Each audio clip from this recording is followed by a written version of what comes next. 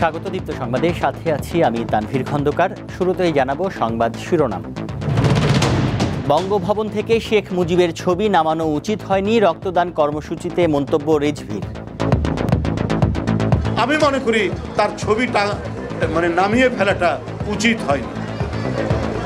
খন্দকার মোস্তাক নামিয়েছিলেন, জিয়াউর রহমান তুলেছিলেন। আইনি জটিলতা শেষে ঢাকা এলিভেটেড এক্সপ্রেসওয়ে প্রকল্পে কাজ শুরু, স্বস্তিতে কর্মীরাও। বাকুতে চলছে জলবায়ু সম্মেলন, যোগ দিয়েছেন প্রধান উপদেষ্টা, তুলে ধরবেন দাবি দাওয়া।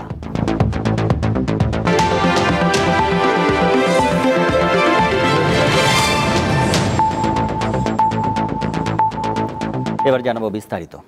বঙ্গভবন থেকে শেখ মুজিবুর রহমানের ছবি সরানো উচিত হয়নি বলে মন্তব্য করে পরে তা প্রত্যাখ্যান করে বিবৃতি দিয়েছেন বিএনপির সিনিয়র যুগ্ম মহাসচিব রুহুল কবির রিজভী। রাজধানীর নয়াপল্টনে বিএনপির কেন্দ্রীয় কার্যালয়ে সকালে ফ্রি মেডিকেল ক্যাম্প ও রক্তদান কর্মসূচির উদ্বোধনকালে রুহুল কবির রিজভী ওই মন্তব্য করেন। তখন তিনি বলেন, খন্দকার মুস্তাক রাষ্ট্রপতি হয়ে বঙ্গভবন থেকে শেখ মুজিবুর রহমানের ছবি সরিয়েছিলেন, তবে শহীদ রাষ্ট্রপতি জিয়াউর রহমান সেই ছবি পুনরায় স্থাপন করেন। রাজধানী সহ দেশের 8টি বিভাগে বিএনপির আয়োজনে শুরু হওয়া এই ফ্রি মেডিকেল ক্যাম্প চলে দুপুর 2টা পর্যন্ত।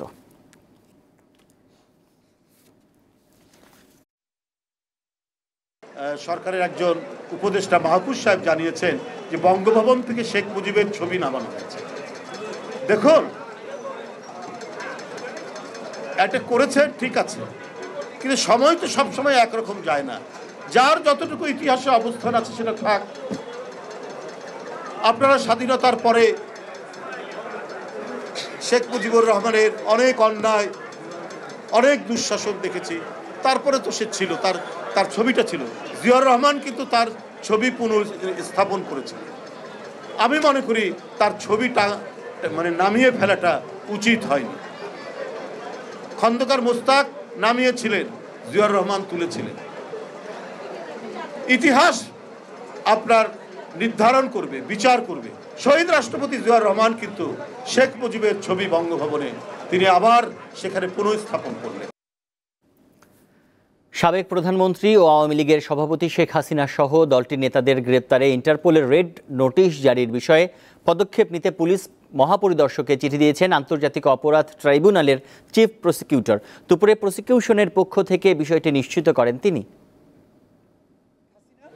তাকে আন্তর্জাতিক আইন অনুযায়ী ইন্টারপোলের যে ব্যবস্থা আছে, যে সিস্টেম আছে, সেই সিস্টেমের কাছে চিফ প্রসিকিউটরের অফিস থেকে আমরা রিকোয়েস্ট পাঠিয়েছি যে তিনি যেহেতু মানবতা বিরোধী অপরাধ সংগঠনের অভিযোগে অভিযুক্ত, তার বিরুদ্ধে গ্রেপ্তারি পরোয়ানা পেন্ডিং আছে, কিন্তু বাংলাদেশের জুরিসডিকশনের বাইরে তিনি চলে গেছেন। সেই কারণে আন্তর্জাতিক পুলিশিং সংস্থা হিসাবে ইন্টারপোল যাতে তাকে গ্রেপ্তার করার ব্যবস্থা নেয় এবং অন্তত তার ব্যাপারে রেড অ্যালার্ট জারি করে, সেই ব্যাপারে আমরা রিকোয়েস্ট পাঠিয়েছি। র্যাপিড অ্যাকশন ব্যাটালিয়ন র্যাবকে সন্ত্রাসী সংগঠন হিসেবে বিলুপ্তি চেয়ে আন্তর্জাতিক অপরাধ ট্রাইব্যুনালের প্রসিকিউশনে আবেদন করেছেন লিমন হোসেন। 2011 সালে 23 মার্চ ঝালকাঠির রাজাপুর উপজেলার জমাদ্দার হাটে র্যাবের অভিযানের সময় লিমন হোসেন গুলিবিদ্ধ হন। পরবর্তীতে পা হারান তিনি। এর প্রেক্ষিতে মঙ্গলবার ট্রাইব্যুনালের চিফ প্রসিকিউটর কার্যালয়ে লিমন নিজে ওই আবেদন করেন। পরে তিনি সাংবাদিকদের বলেন, ফ্যাসিস্ট শেখ হাসিনা সরকারের আমলে ন্যায় বিচার পাননি, তাই এখন ন্যায় বিচারের আশায় আন্তর্জাতিক অপরাধ ট্রাইব্যুনালে আবেদন করেছেন। র্যাব দ্বারা আমি নির্যাতিত হয়েছিলাম। নির্যাতন হওয়ার এক পর্যায়ে আমাকে শার্টের কলার ধরে আমার পায়ে অস্ত্র থেকে গুলি করার পরে আমার একটা পা কেটে ফেলতে হয় এবং আমি সারা জীবনের জন্য পঙ্গুত্ব বরণ করি। আমি এই অপরাধ ট্রাইব্যুনালে দ্বারস্থ হয়েছি আমি ন্যায় বিচারের জন্য। এইখানে আমি কিছু বিষয় আপনাদেরকে তুলে ধরব।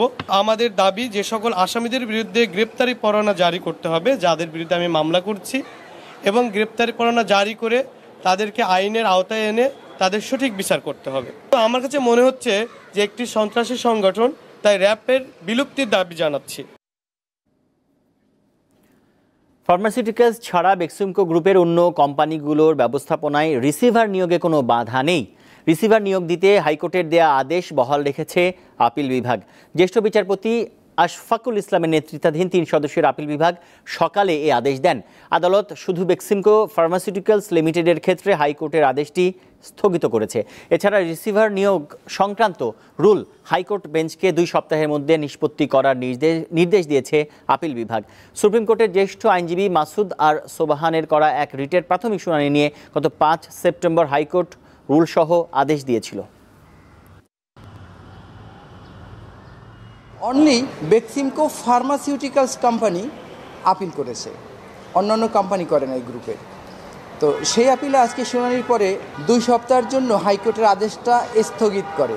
বেক্সিমকো ফার্মাসিউটিক্যালস কোম্পানির কানেকশানে শুধুমাত্র স্টেটা কার্যকর হচ্ছে এখন, বাট গ্রুপের অন্যান্য কোম্পানির বিরুদ্ধে হাইকোর্টের আদেশ যা ছিল এখনও তাই আছে। আইনি জটিলতা শেষে স্বস্তি ফিরেছে ঢাকা এলিভেটেড এক্সপ্রেসওয়ে প্রকল্পে। সীমিত পরিসরে শুরু হয়েছে কাজ। চলতি মাস থেকেই পুরোদমে কাজ শুরুর বিষয়ে আশাবাদী কর্তৃপক্ষ। অবশেষে জটিলতা কাটিয়ে আবারও কাজের ধারায় ফিরেছে ঢাকা এলিভেটেড এক্সপ্রেসওয়ে প্রকল্প। শ্রমিক প্রকৌশলীদের পদচারণায় মুখর প্রকল্প এলাকা। এটি রাজধানীর এফডিসি মোড় সংলগ্ন এলাকার চিত্র। গার্ডারের উপরে ঢালাইয়ের কিছু কাজ আগেই হয়েছে, এখন সীমিত পরিসরে নতুন উদ্যমে কাজ চলছে। এতে স্বস্তি ফিরেছে কর্মীদের মাঝে। আমরা অনেকদিন বসা ছিলাম, কর্মসংস্থান একটু সমস্যা ছিল, এখন একটা কর্মের ব্যবস্থা হয়েছে। এখন আমরা সত্যি একটা আনন্দিত। সব মিলে সবারই ভালো লাগতেছে, কারণ যেহেতু প্রজেক্টটা আমরা যত দ্রুত সম্ভব সঠিক সময়ের মধ্যে শেষ করতে পারবো। আশা করি খুব দ্রুত সময়ের মধ্যে দেশবাসী এর সুফল পাবে ইনশাআল্লাহ। অংশীদার ও ঠিকাদারি প্রতিষ্ঠানগুলোর অভ্যন্তরীণ দ্বন্দ্বে ফেব্রুয়ারি থেকে প্রায় বন্ধ ছিল ঢাকা এলিভেটেড এক্সপ্রেসওয়ে প্রকল্পের কাজ। বিমানবন্দরের সামনে থেকে শুরু হয়ে চিটাগং রোডের কুতুবখালী পর্যন্ত প্রায় 20 কিলোমিটার দীর্ঘ এই এক্সপ্রেসওয়ে। এফডিসি মোড় পর্যন্ত প্রায় 12 কিলোমিটার অংশ এরই মধ্যে চালু হয়েছে। কাজ শেষে বাকি অংশ চালুর কথা আগামী বছর। সংকট কেটে যাওয়ায় নির্ধারিত সময়ে প্রকল্প শেষ করতে আশাবাদী কর্তৃপক্ষ। যে বাধাটা ছিল সে বাধাটা কেটে গেছে। এখন চাইনিজ কোম্পানির কাছে পুরো শেয়ারটা চলে আসবে এবং তারা ইতিমধ্যে বাংলাদেশের আরজেসিতে তারা অ্যাপ্লাই করছে। এটা হয়ে গেলে যে আমাদের যে ঋণ প্রদানকারী যে ব্যাংকগুলো চাইনিজ এক্সিম ব্যাংক এবং আইসিবিসি ব্যাংক থেকে যথারীতি অর্থস্থান শুরু হবে এবং শুরু হলেই আমরা আশা করছি যে এই মাসের শেষ নাগাদ হয়তো সমস্ত প্রক্রিয়া সম্পন্ন হয়ে গেলে অর্থস্থান শুরু হবে, হলে বাকি কাজগুলো পুরোদমে শুরু হবে। পাবলিক প্রাইভেট পার্টনারশিপ পিপিপির ভিত্তিতে বাস্তবায়িত এই প্রকল্পে আর যাতে কোনো দ্বন্দ্বের প্রভাব না পড়ে তা নিশ্চিতের আহ্বান জানান বিশ্লেষকেরা। শেয়ার হস্তান্তর এটা দ্রুততার সাথে শেষ করে পূর্ণ সক্ষমতা নিয়ে এখন কাজে নামতে হবে। এখন আমাদের চীনা ঠিকাদার তাদের নিজস্ব অর্থায়নে টুকটাক কাজ করছে, কিন্তু কাজের গতি বাড়াতে হবে। সে কারণে ব্যাংক থেকে যে আমার যে অর্থের ছাড়ের ব্যাপার, এটাও কিন্তু আসলে দ্রুততার সাথে করতে হবে। ঢাকা এলিভেটেড এক্সপ্রেসওয়ে প্রকল্পের নির্মাণ কাজে ব্যয় ধরা হয়েছে 8,940 কোটি টাকা। মূল 19.73 কিলোমিটার এক্সপ্রেসওয়ে এবং সংযোগ সড়ক সহ এর দৈর্ঘ্য প্রায় 47 কিলোমিটার। এরই মধ্যে প্রকল্পের কাজ শেষ হয়েছে শতকরা 75 ভাগ। মাহমুদ শাওন, দীপ্ত সংবাদ, ঢাকা।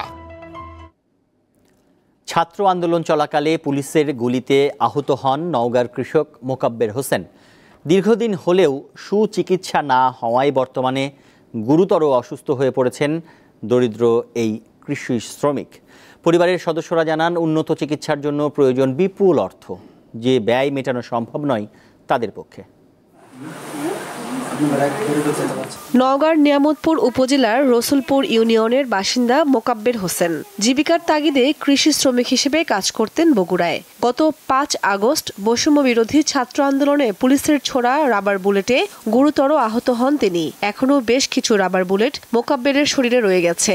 আমার চোখের সামনে একজন মহিলাকে, সাধারণ মানুষকে গুলি করছে, এটা দেখার পরে আমি আর নিজেকে ধরে রাখতে পারিনি।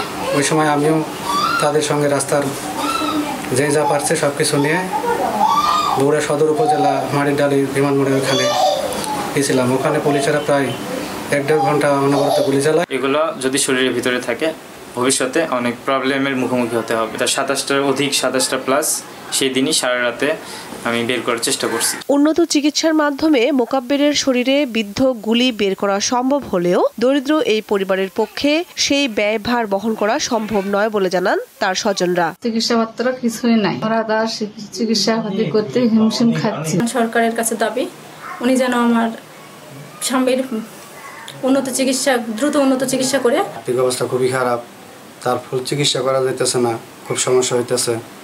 সরকার যে বলে যে চিকিৎসা আরও অনেক লোক পড়ে আছে, ওই জন্য চিকিৎসা হয়, সুস্থভাবে যে মানুষ থাকতে পারে। স্ত্রী ও 2 সন্তান নিয়ে মোকাব্বেরের পরিবার একমাত্র উপার্জনক্ষম ব্যক্তির দ্রুত সুস্থতা কামনা করছে পরিবারের সদস্য সহ স্থানীয়রা। দীপ্ত, বার্তাকক্ষ। আজারবাইজানের রাজধানী বাকুতে জাতিসংঘের জলবায়ু সম্মেলনে যোগ দিয়েছেন অন্তর্বর্তী সরকারের প্রধান উপদেষ্টা ডক্টর মোহাম্মদ ইউনুস। সোমবার তিনি বাকুতে পৌঁছান। এরপর মঙ্গলবার ডক্টর ইউনুসের সঙ্গে সাক্ষাৎ করেন আন্তর্জাতিক ফুটবল সংস্থা ফিফার প্রেসিডেন্ট জিয়ান্নি ইনফানিন্তো। এ সময় ফিফা প্রধান আগামী জানুয়ারিতে যুব উৎসবে যোগ দিতে আমন্ত্রণ জানালে বাংলাদেশের অন্তর্বর্তী সরকার প্রধান সাদরে তা গ্রহণ করেন।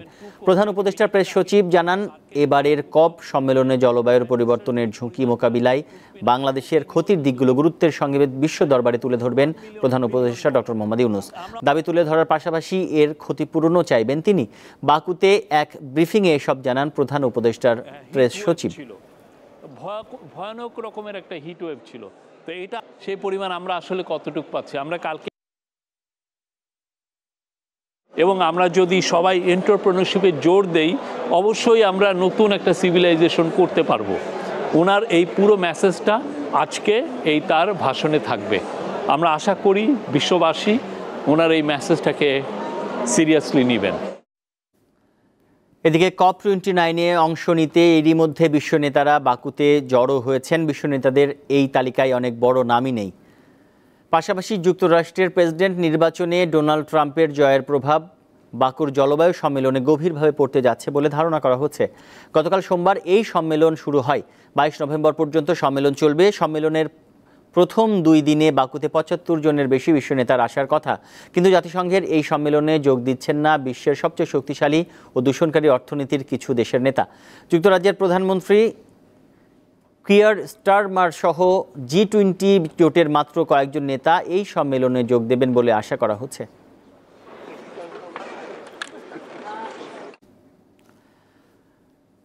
এবার জানাবো আন্তর্জাতিক খবর। ইসরায়েলি হামলায় গাজায় আরও 40 জন নিহত হয়েছে।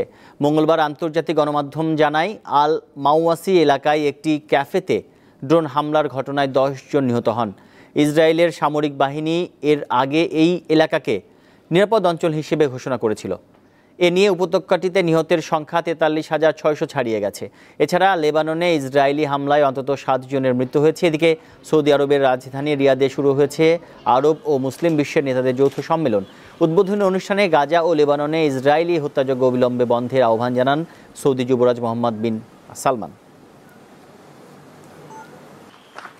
ফিলিস্তিনের গাজা উপত্যকাটি রূপ নিয়েছে মৃত্যু ও ক্ষুধার রাজ্যে, তবুও যেন দেখার কেউ নেই। জাতিসংঘের তথ্য মতে বিশ্বের ক্ষুধার্ত মানুষের 80%ই গাজার বাসিন্দা।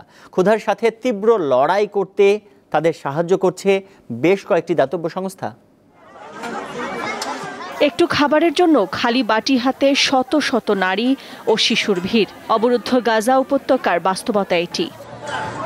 1 বছরের বেশি সময় ধরে চলা ইসরায়েলি আগ্রাসনে মৃত্যু ও ক্ষুধার রাজ্যে পরিণত হয়েছে গাজা। জাতিসংঘ জানিয়েছে 1.8 মিলিয়নেরও বেশি মানুষ তীব্র ক্ষুধায় ভুগছে। সেই সাথে ইসরায়েল ত্রাণ প্রবেশে বাধা দেয়ায় গাজায় এক ভয়াবহ অমানবিক পরিস্থিতির সৃষ্টি হয়েছে। গাজাবাসীর আর খাবার কিনে খাওয়ার মতো সামর্থ্য নেই। সচ্ছল ব্যক্তিদেরও এখন দিন পার করতে ভীষণ কষ্ট হচ্ছে। নারী, শিশু ও বয়স্কদের এই কষ্ট সহ্য করা কঠিন। তেকিয়াস নামের একটি সংস্থা এখনো প্রতিদিন খাবার সরবরাহ করার চেষ্টা করছে। ক্ষুধার্তদের কষ্ট লাঘবে আমরা আপ্রাণ চেষ্টা করছি।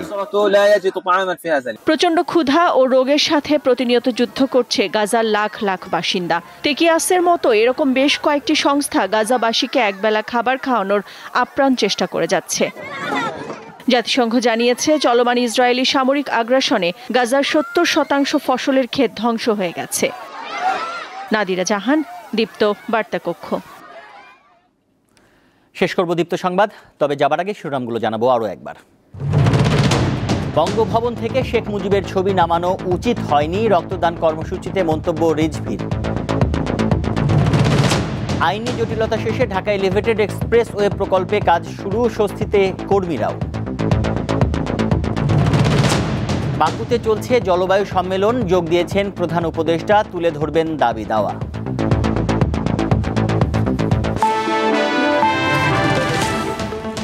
এই ছিল এখনকার মতো। আমাদের পরের সংবাদ, পরের নিউজ আপডেট বিকেল 4টায় দেখার আমন্ত্রণ। এছাড়াও আরও তথ্য ও বিনোদনের খবর জানাতে যুক্ত থাকুন দীপ্ত টিভির ডিজিটাল প্ল্যাটফর্মগুলো। ধন্যবাদ।